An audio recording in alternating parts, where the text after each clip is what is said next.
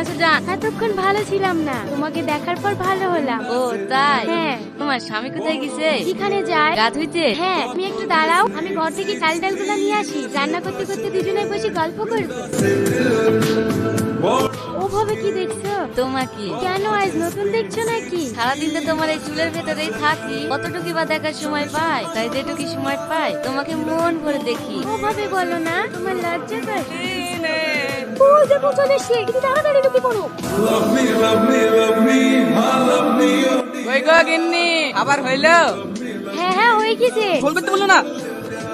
বাবা রে, এই কে ওখানে? কে কে কে কে তুমি? এই গভীর জঙ্গলে একটাও মানুষ আসে না, তুমি কিভাবে আসলি?